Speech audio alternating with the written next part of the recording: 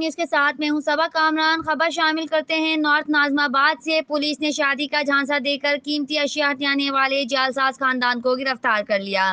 تفصیلات کے مطابق ملزمان میں میاں بیوی اور 2 بیٹے شامل ہیں۔ پولیس نے ملزمان کو اس وقت گرفتار کیا جب وہ بارات لے کر شادی ہال پہنچے۔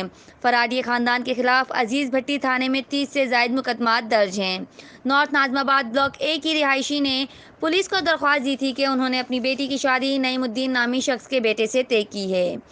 گزشتہ روز وہ نکاح کے بعد جہیز کا سامان اور دلہے کے جوڑے لیے 50,000 روپے نقد بھی لے گئے۔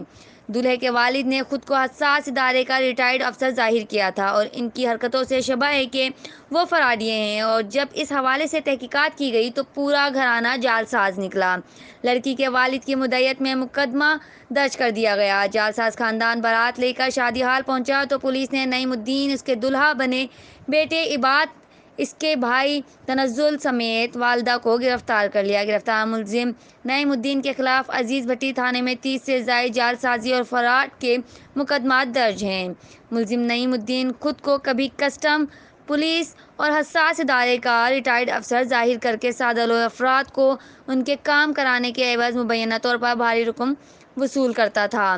رپورٹ کر رہے ہیں کرائم رپورٹر اختر ورائچ، آن نیوز کراچی۔